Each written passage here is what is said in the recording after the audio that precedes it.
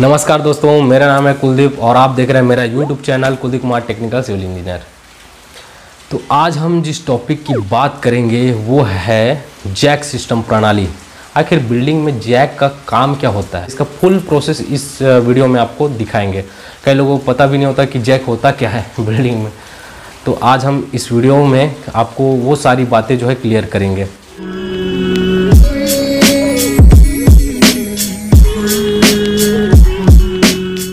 क्या होता है, आदमियों को जो है सबसे बड़ा जो है मेन चीज़ होता है जब आपका घर जो है बहुत पहले का बना होता है तो बहुत सारी ऐसे जो है प्रॉब्लमें देखने को पड़ती है। तो हम इसी प्रॉब्लम के बारे में आज डिस्कस करेंगे। तो सबसे पहला जो प्रॉब्लम है कि आपका जो है घर अगर या फिर आपका घर जो है पहले का अगर बना हुआ है ना, आपका अगर घर का लेवल बहुत ही ज़्यादा कम होगा तब आपके जो एरिया के आसपास अगर कहीं खेत होगा, कहीं नाली होगा तो वहाँ की जो पानियाँ जो है बारिश की वजह से कभी कभी ओवरफ्लो करना चालू हो जाता है, या कभी कभी बारिश का पानी भी भर जाता है, कम से कम 1 फुट 2 फुट तक जो है कम से कम भर जाता है। ऐसी हमारी जो है समस्याएँ देखने को मिलती हैं। जैसे हमारे घर में ही था है ना कि बहुत जो है पानी के कम से कम पहले का जो घर बना था कम से कम 40 साल 50 साल पहले बहुत ही ज़मीन लेवल से कम 1.5 फुट 2 फुट जो है डाउन था। तो उसमें क्या है, बारिश का पानी जो है अगल बगल की बाड़ियों से आकर जो है फिलअप मतलब भर जाता था पूरी तरह से 1-2 फुट। कई बार तो बारिश के पानियों से मछलियाँ भी आना चालू हो जाता था। तो ऐसे जो है बहुत सारी जो है होता है प्रॉब्लम। दूसरा प्रॉब्लम तब होता है जब आपका बिल्डिंग हो गया या फिर शॉप हो गया, अगर आपके जो है रोड लाइन के अगर कहीं आसपास अगर आ जाता है या फिर रोड लाइन को अगर कहीं फ्यूचर में चौड़ीकरण किया जाता है तो चौड़ीकरण करने के प्रोसेस में आपको अपना घर जो है तोड़ना भी पड़ जाता है या शिफ्ट करना पड़ जाता है। तो ऐसे में क्या करें, तो यही जो है जैक सिस्टम प्रणाली जो रहता है आपके जो है बजट को बनाए रखता है। और तीसरा प्रॉब्लम तब होता है जब आपका घर का लेवल जो है रोड के लेवल से बहुत ज़्यादा डाउन होता है।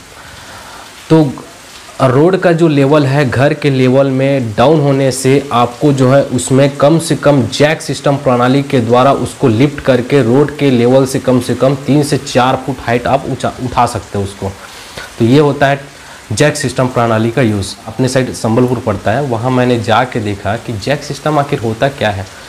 वहाँ 2-3 लोगों को पूछा तो उसने बताया कि अब वो लोग तो खैर देखे नहीं होंगे, लेकिन अब जानते हो ना ओरिकल बातों में कहाँ से कहाँ क्या बात हो जाता है। तो फिर मैंने उससे पूछा कि वो मतलब कैसे शिफ्ट कर दिया।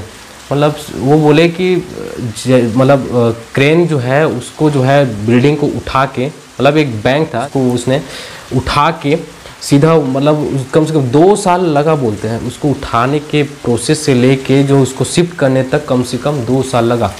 तो मेरे को यार बिलीव नहीं हुआ कि आखिर ऐसा हो सकता है। जब क्रेन से उठा के ले जा रहा है उसको तो जल्दी हो जाना चाहिए, तब तो फिर बिल्डिंग का काम वो तो 1 महीने में हो जाता शिफ्ट करने का काम।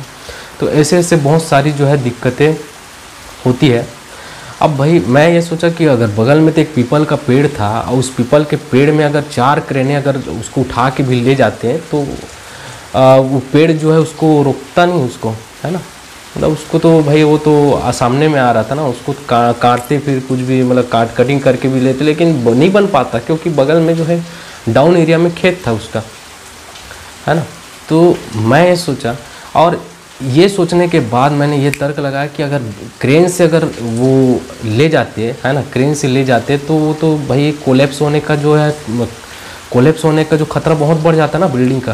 क्योंकि जो है क्रेन को जो है ऑपरेट करना है ना, उसको ले जाना बहुत ही बड़ा रिस्की काम होता है। अगर कहीं डोर टूट गया, उसका कुछ भी हो गया, या फिर जो केबल आता है जो तार वाली वो टूट गया तो फिर पूरा तो बिल्डिंग जो है कोलैप्स हो गया फिर, है ना। तो मैं इसमें बिलीव नहीं किया। तो मैंने वहाँ के जो एक आदमी था उसको मैंने जाके पता लगाया कि भाई ये जैक सिस्टम से बिल्डिंग को जो है ट्रांसफ़र कैसे किया जाता है, लिफ्ट कैसे करते हैं, इसका क्या है प्रोसेस यार, ऐसे करके पूछा मैं।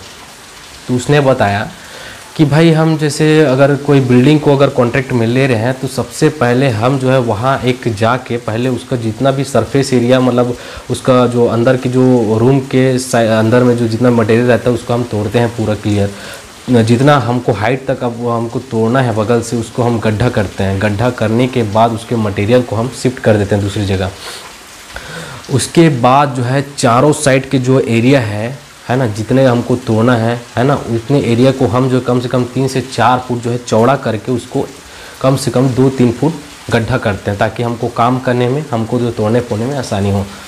जैसे हमने जो है उसको ब्रेकर मशीन से हम जो प्लिंथ बीम के नीचे को हम जो है तोड़ते हैं, है ना, चारों साइड की दीवार को तोड़ लेते हैं। उसके बाद जो है कॉलम का काम जो है चालू करते हैं। कॉलम बच जाता है, उसके बाद उसको ब्रेकर मशीन से तोड़ के हम पहले जो प्लिंथ बीम के नीचे में जैक लगा लेते हैं, फिर कॉलम को तोड़ते हैं, ऐसे बोले।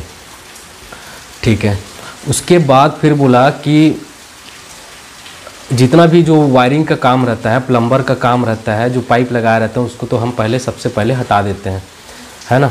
उसके बाद फिर जो है उसको जैक सिस्टम के द्वारा धीरे धीरे वर्कर के द्वारा उसको जो है, इसमें एक भी नंबर होता है, ये सब चीज़ों में नंबर होता है। नंबर कैसा होता है कि उसमें एक मार्किंग किया जाता है चौक से, और उसका एक अलग से 13 नंबर 14 नंबर, मतलब नंबर 1 से लेकर पूरा 100 तक जितना भी जैक लगा रहता है उसमें नंबर लगा होता है। वो जैक से उसको जो ऑपरेट किया जाता है, वो बताते हैं उसको कि ये नंबर उठाओ, वो नंबर उठाओ, तो इस प्रकार से उसको ऑपरेट करते रहते हैं।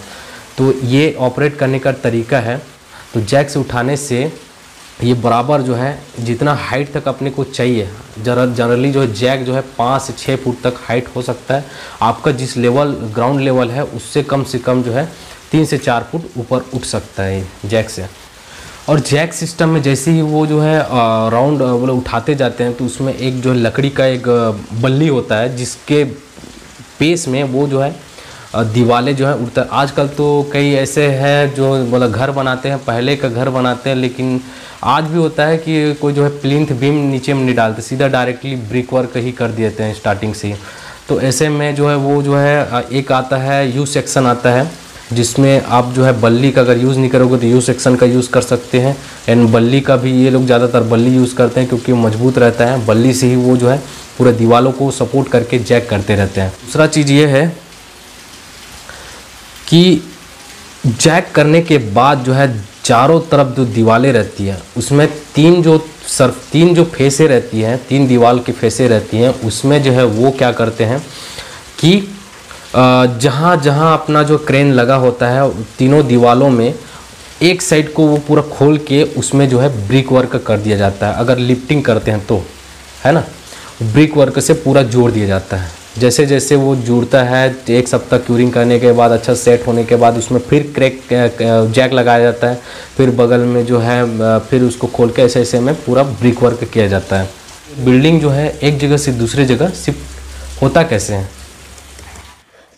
इस वीडियो में आप देख सकते हो कि कैसे एक बिल्डिंग को एक जगह से दूसरी जगह परमानेंटली शिफ्ट किया जा रहा है। यहाँ जितने भी वर्कर है वो ऑपरेटर के द्वारा ऑपरेट होते हैं, और इसमें एक जैक लगा होता है, जो जैक जो है एक परमानेंटली नंबर के द्वारा होता है, जिसको वर्कर सबलिंग के माध्यम से उसको रोटेट करते रहते हैं। इस बिल्डिंग के नीचे में जितना भी प्लिंथ बीम है, उस प्लिंथ बीम के नीचे में पैरेलली एक पिलर बनाया जाता है ब्रिक वर्क से, और उसके नीचे में एक शटरिंग लगाया जाता है, जो शटरिंग जो है उसके ऊपर में ऑयल लगा के उस व्हीलर के माध्यम से उसको आगे बढ़ाया जाता है। ये जनरली 3 से 4 महीने लग जाता है। 1 महीने में कम से कम 3 से 4 फुट का काम होता है। इस पिलर के जितना मजबूती होगा उतना आपकी बिल्डिंग के लिए सेफ्टी होगा।